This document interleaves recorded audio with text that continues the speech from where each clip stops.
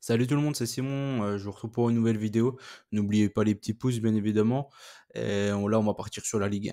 On va partir sur la Ligue 1, on va faire encore un petit récap de la journée précédente et on va partir sur un petit bet sur tous les matchs pour ce week-end. Bon la semaine passée, c'était un super week-end franchement dans tous les championnats.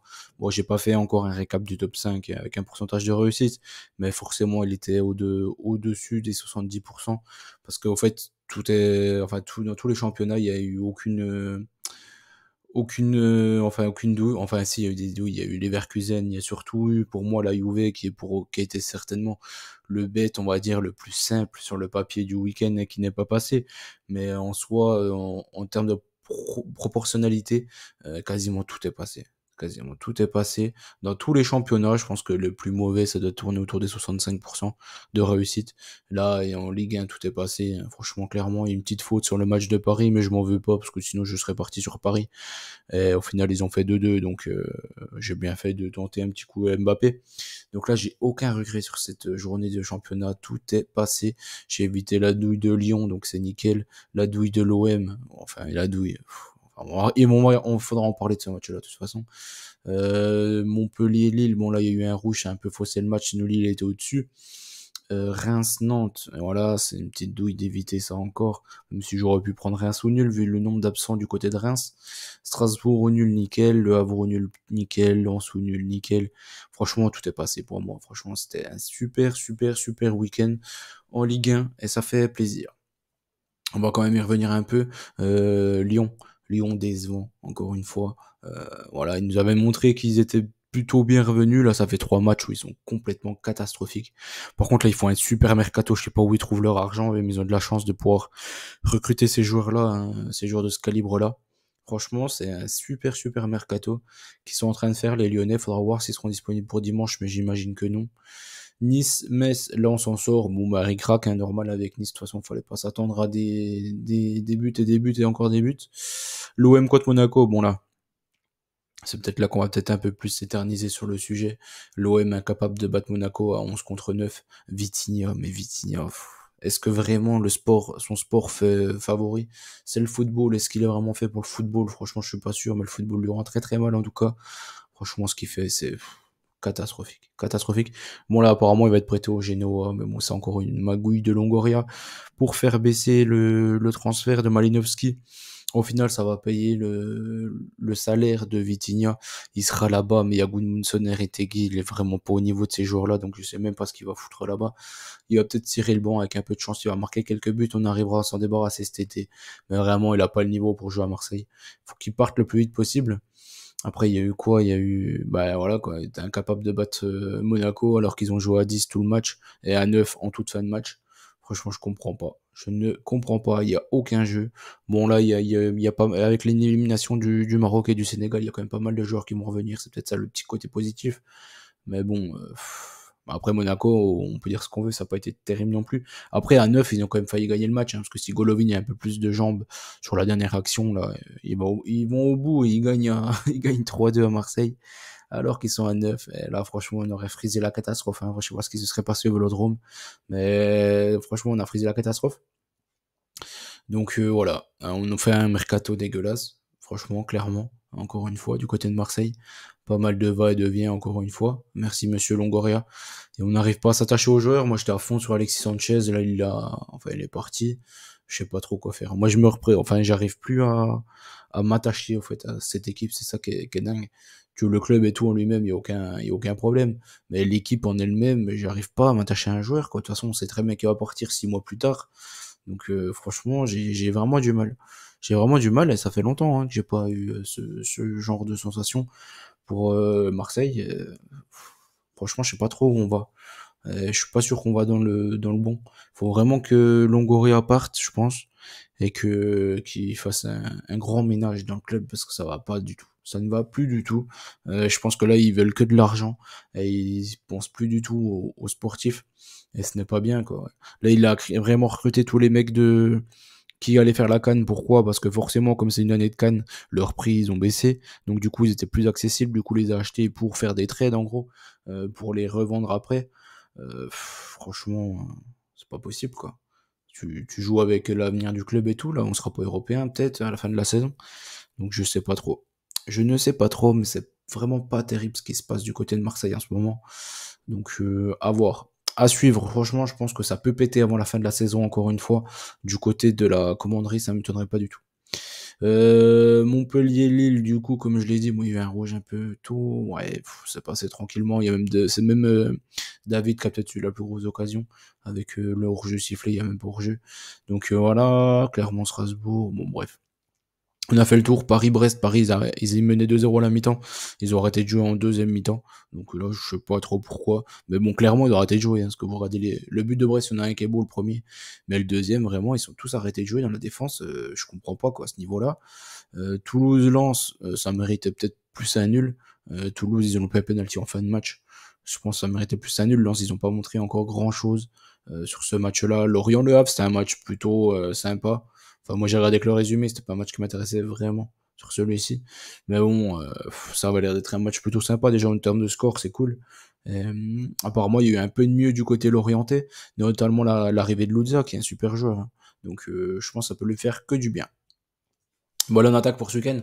Strasbourg-Paris, Rennes-Montpellier, Nantes-Lens, Monaco-Le Havre et Lille, Clermont. En gros, toutes les grosses équipes sont là et les autres seront de l'autre côté. Voilà, Strasbourg-Paris. Pour commencer, moi, Strasbourg, ils me font un peu peur, ils font beaucoup de nuls à la maison. J'ai du mal à ne pas avoir de but sur ce match-là. Donc, je pars sur quoi? Je suis parti sur Paris ou nul et over 1,5. Logiquement, pour moi, ça devrait le faire. Ici, j'ai du mal à voir Paris gagner 1-0. Et je trouve que Strasbourg, c'est une équipe joueuse. J'ai un peu peur des 1-1, des 2-2 et tout. Parce que Paris, s'ils se relâchent tous les matchs comme ça, ils ont beaucoup d'avance, hein, faut pas l'oublier. Donc, ils vont lâcher quelques points par-ci, par-là. Ils font ça toutes les saisons. Rennes contre Montpellier maintenant. Montpellier qui n'arrive plus à grand chose. Là, il y a le Tamari qui est encore qualifié pour la Coupe asiatique. Donc il sera encore pas là. Et du côté rennais, il y a un bon sursaut là actuellement, ils sont sur 4 ou 5 victoires d'affilée. Donc là, je vais leur faire confiance à la maison pour continuer sur ce cap-là et continuer sur leur série de victoires. Nantes contre Lens. Nantes, ils viennent de sortir un 0-0 du côté de Reims. Lens, ils viennent de taper Toulouse. Lens, il y a un petit, enfin, ils ont eu un petit creux. Et là, je pense que la pause va leur faire pas mal de bien. Ils n'étaient pas habitués à jouer tous les 3 jours, notamment la LDC. Donc, je pense que là, ça va leur faire pas mal de bien, cette coupure. Les Nantais, on voit qu'ils ils vont retrouver Castelletto, notamment. Ça va leur faire quand même pas mal de bien. J'ai peur d'un match ultra fermé, encore une fois, hein. Ça sera pas un match sympa à regarder, j'imagine, celui-ci. Ça va être un match ultra fermé, avec peu de buts. Je suis parti sur un lance au nul, je joue une petite victoire de lance 1-0. Si ça fait 0-0, ça ne me surprend pas du tout. Monaco-Le Havre maintenant. Monaco, ils vont retrouver leurs ailiers, que ce soit Jacobs et, euh, et Crépin Diatta. Donc ça va leur faire beaucoup de bien, ça aussi. Donc je pense que là, Le Havre à l'extérieur, ils sont pas du tout bons. Donc c'est une équipe qui est dure à jouer chez elle, mais à l'extérieur, en général, ils sont pas bons.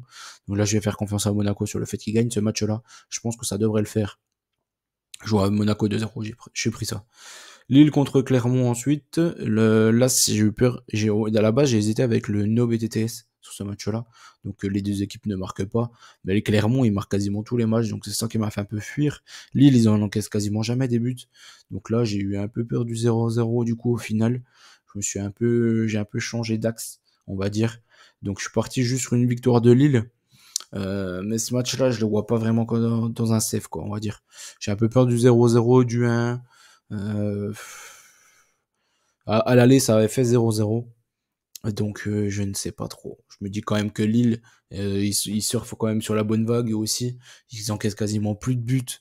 Ils en marquent quand même. Il y a David qui revient quand même plutôt bien. Ça, Zegrova, moi Zegrova, j'adore ce joueur. Un dribbleur hors pair. Franchement, ils ont des bons joueurs. André Gomez, moi j'adore Gomez.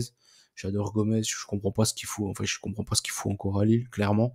Et je le comprends pas depuis l'Euro Espoir avec les Anglais. Je comprends pas pourquoi il est encore là. Clairement, il aurait dû partir vu sa prestation lors de l'Euro Espoir. Bon, c'est très bien pour le championnat français parce que c'est vraiment un super joueur de foot. Donc voilà, je fais faire confiance à Lille. Ensuite, Reims-Toulouse, Metz-Lorient, Brest-Nice, Lyon-Marseille. Bon là, il reste plus que des équipes pas terribles actuellement. Reims parce qu'il manque la moitié de l'effectif. Toulouse, après Reims, ils vont quand même récupérer les Marocains, que ce soit Richardson et, et Abdelhamid. Donc ça va leur faire du bien. Du côté toulousain, je pense. Après les Rémois, ils ont encore pas tous les Japonais, quoi. Ils sont encore qualifiés en Coupe asiatique. Faudra voir s'ils se qualifient aujourd'hui, mais là ils jouent contre un petit. Je crois que c'est le Bahreïn. Normalement ça devrait passer pour les quarts de finale. Toulouse, ils ont fait un. Bon, ouais, ils ont pas été ridicules contre Lens. Franchement, ils méritaient pas de perdre 2-0 ce match-là. Je pense qu'ici, ça va être un match plutôt serré. Je vois pas les Rémois écraser Toulouse. S'ils gagnent, c'est 1-0. On connaît Reims, c'est un peu leur score fétiche actuellement. Voilà, je vais pas leur faire trop confiance aux Rémois sur ce match-là. J'ai pris Toulouse. Gagne ou perd de 1. Gagne, fait nul ou perd de 1. Joue un match nul. Ici, j'ai pris le 1 but partout. Metz contre Lorient. Bon là, je suis reparti un peu dans mes travers. J'ai pris le bet qui m'a fait beaucoup perdre avec Metz à domicile. J'ai retenté l'over 1,5. Pourquoi? Parce qu'avec Lorient, il y a tout le temps des buts. À l'aller, il y avait eu 3-2 pour Metz, donc il y a un match ultra offensif, ultra spectaculaire. Donc j'ai du mal à voir passer du 3-2 à 0-0 ou 1-0. Donc je prends un over 1,5, je sais pas qui est vraiment favori, mais j'ai pris un petit avantage quand même pour Lorient, vu ils ont été capables de marquer 3 buts contre Le Havre. Donc je vais quand même leur faire confiance sur ce match-là. Brest contre Nice maintenant, bon voilà quoi, c'est les deux équipes, deux des trois équipes les plus défensives, deux des quatre, je crois que ça doit faire l'équipe la plus défensive qui concède le moins de buts, ça doit être Nice. Deuxième, ça doit être Lille, parce qu'en ce moment ils n'encaissent plus du tout avec l'Ignoro qui est injouable. Troisième, ça doit être Paris. Et quatrième, Brest. De toute façon, ça doit être Paris ou Brest, de toute façon, juste derrière, de toute façon. Donc voilà, là, il y a pas beaucoup de. Je m'attends pas du tout à un beau match, ici, clairement. Je pense que s'il y a une victoire, c'est 1-0 de l'une ou de l'autre équipe. Je ne sais pas qui va gagner. Donc j'ai pris le No BTTS ici. C'est une belle cote, je comprends pas pourquoi laisser élever d'ailleurs sur un match comme ça. Lyon contre Marseille, bon là c'est pareil, je comprends pas, je vois pas trop qui peut s'en sortir. Lyon, faudra voir si les recrues pourront jouer et joueront ce match-là. En fonction de ça, essayez d'adapter votre pronostic. Moi ici, j'ai pas pris de risque. Franchement, même si la cote elle est pas terrible, elle fait que de monter, donc je pense qu'on l'aura supérieur à 1,30, 1,35, je pense. Au final, dimanche soir, on l'aura au-dessus d'un 30, c'est clair et net. Je pense qu'on l'aura autour d'un 35. J'imagine dimanche, je pars sur un over 1,5 sur ce match-là. Je sais pas qui est favori, je sais pas dans quel état seront les Marseillais qui reviennent de la CAN. Je sais pas dans quel état seront les recrues lyonnaises. Je ne sais pas qui jouera. Faudra voir. Dans tous les cas, j'ai du mal à voir un 0-0 sur ce type de match-là. L'OM, ils sont obligés de se bouger. Lyon, ils sont obligés de se bouger. Ils sont relégables. Donc forcément, il devrait y avoir quand même des buts sur ce match-là. J'ai pris un avantage Marseille parce que c'était l'Olympico et mon cœur a parlé. Mais vraiment, je ne serais pas surpris qu'ils nous fassent encore une contre-performance. De toute façon, ils les enchaînent. On commence à avoir l'habitude avec eux. Donc voilà. En bête, j'ai gardé Monaco à domicile contre Le Havre. J'ai du mal à voir un autre résultat qu'une victoire. Et Paris au nul à over 1,5. Pour moi, je vois pas trop quand ça pourrait pas passer ce bête-là. Je sais pas, j'ai touché du bois, mais je pense que ça devrait le faire. Je pense vraiment que ça devrait le faire. J'espère que la vidéo vous a plu. N'oubliez pas le petit like. Faites confiance et on se dit à très vite. N'oubliez pas qu'on gagne, on perd ensemble. Rejoignez-nous sur Telegram si vous voulez. En ce moment, je lâche pas mal de buteurs sur la page Telegram. Donc voilà. Allez, ciao tout le monde.